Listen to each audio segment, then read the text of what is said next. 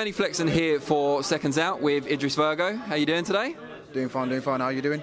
Yeah, I'm good. You've obviously got experience being on the Ultimate Boxer shows, although you weren't in the tournament itself, and again, you're on the undercard here. For people not in the actual tournament, you're not aiming for the prize money or the promotional contracts, although you're on their shows anyway, but what does it give you being on a show of this magnitude and appealing to a new audience? It gives me like a bigger platform. Technically, you join this sport not to be obviously in a backstreet, say community centres or one of them halls when you're fighting and no one really knows who you are. So you jump on a big platform like this, the whole world will see your talent, expose your talent, and that's what I'm in this game for. I'm not in this game to hide away. I'm here to show the world how good I am as a boxer. I want to show the fans and everyone the sweet signs of boxing. So yeah, you might not get the knockouts, but you see the technique, the movement, you know what I mean? So great platform to fight on, so very excited to be back out there again, May the 10th. Do you get any resentment for that? Because obviously you've come from a reality TV background.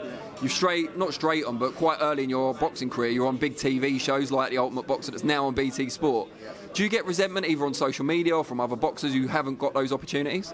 Yeah, I do, to be honest with you. I do get a bit of resentment, but that's just how it is, you know what I mean? Some people get to where they are on who they know.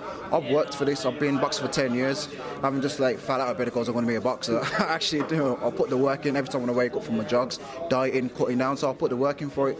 So I'm always here to obviously show my abilities, and then I'm on this big platform, so that's what I'm going to do. So it is what it is. What about other people's expectations as well? Because you're obviously a really nice guy, you're friendly and everything else, but do you find that people get different expectations because of where you've come from? They think, oh, he's going to be arrogant, or he's going to be like feel entitled and that kind of thing. I do, to be honest with you, because I'm coming off of Love Island. You come out of Love Island, you got your PAs, your party and XYZ. So yeah, I do get some PAs, but I don't drink.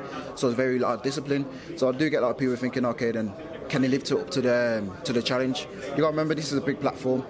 People have like about 10, 11 fights to go into this big platform, and then they come under the lights. I perform under the lights. That's why people want to be out there trying to spar me, XYZ, see if they can exploit my talent, but it's not going to happen. You spar me, I'm going to outbox you in sparring. When it comes to the fight, then you're not going to find a way out to beat me. Remember, I could go in that ring and look for plan A, B and C. I'll go for the whole alphabet just to beat you. So there's not a way to beat me. Is it an advantage that you've been on Love Island in that you're used to the spotlight, you're used to going out and earning money in a different way? Because some of these guys work full-time and, you know, building jobs, groundwork, whatever they might do. You're able to do PAs, you're probably easier to attract sponsors as well, because you know the business of TV as much as you know the business of boxing. Yeah, it was an advantage, Love, and helped me out 100%. But before that, I used to work myself. I worked on the railway. I was supervisor on the railway. Before that, I was on the card at Sam Hampton's for my second fight. So I've worked my way up as well, but this is just gave me the extra push, you know what I mean? I always think positive. And this is what I dreamt about doing. I dreamt about being on them lights and obviously performing for the whole wide world. My next target is to be a pay-per-view star.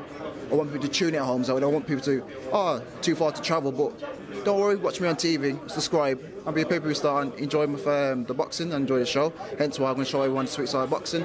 How much do you long for the day when people are saying, Idris Virgo, boxing superstar, was on Love Island, instead of Love Island star Idris Virgo is now into boxing?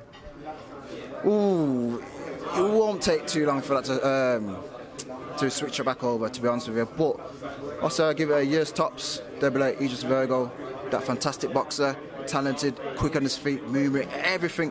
They'll probably sell the next Sugar Ray Leonard. You never know, you know what I mean? But yeah, I'm out here to make a big statement, so I can't wait. And you said earlier about people have expectations of you, then they get you go into sparring with them, and those myths get debunked, if you like. Who are some of the names you've sparred? Who's given you your kind of toughest spars, or who have you learned the most from? One of my toughest spars, I'll probably say Ohara Davis. He's a talented boxer. Like, first time I sparred him, I was like, wow, I need more of this work. Sparred him again. The guy is ridiculous talented, I'll tell you that now. Always got my other teammate called Ishmaelis. He's lighter than me, but I sparred him for the work rate.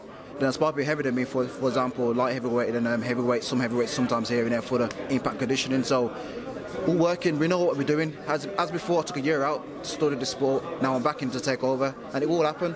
So we dropped from super middleweight down to middleweight. So if anyone does drop out in the tournament, be careful, I've been knocking at the door to take over. You mentioned Ohara Davis there. It's just an interesting thing because he is super talented. I'm quite good, I wouldn't say friends, but I know Ohara quite well. I mean, I would say friends, but he'd say he don't know who I am. But I wanted to ask you, if he's so talented, why has he not performed in his biggest fights necessarily? What do you think it is holding him back? Because he is very, very skillful. Do you know what? It's not about anyone holding him back or himself holding him back. I actually believe it's the judges what hold people back, because some judges can't really judge properly. You don't get judges around all forms of the ring judging the match. There's one certain position, you got the ref and they put the scores in. So I do believe sometimes he does get robbed. Hence why people do say, boxing, you need a knockout. If you had someone who's had 20 fights and no knockouts, he's not a good boxer, but yeah, he's knocked out 15. But for some reason, there's a better boxer than the guy who's fought 20 fights. It doesn't make sense. Everyone wants knockouts. It's just how it is. So he should be getting more credit to be honest with you. But I guarantee on his next fight, he will be knocking someone out, 100%. Is there anyone else in this tournament where, although you're not wary of fighting them generally, you're not in the tournament anyway, but is there anyone in this tournament that you would pick out as someone to watch? To be honest with you, no. Bit harsh. Who do you think is going to win the tournament then?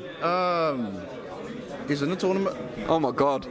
You're less well informed than I am. I mean, I don't know. I didn't know half the boxers in it and I had to do some quick research, but you're worse than me and you're on the show. Don't know anyone in the tournament to be honest with you, but I would love a little research. I might actually message some of them for some sparring. Do you know you're fighting? No idea yet. But no, brilliant. I'm not really worried. The best interview ever. That's it. All right, so for people that haven't seen you box before, what can they expect from your style on the night? How can I put it? It'd be like fireworks.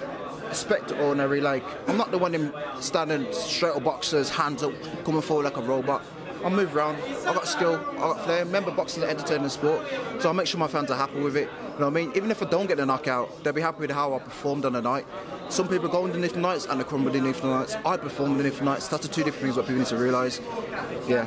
I think that's all right. I was going to say fireworks don't tend to last very long, but you just said you might not get a knockout, so I don't know now. Yeah. I got me there. That's all right, well, we'll look forward to watching you, and hopefully the next one you'll either be in the tournament or you'll be the main event above the tournament. That'd be good. There we go. That's the plan, and I will take over. Brilliant. All right, we'll look forward to it. Thanks for your time. I'll see that. Cheers.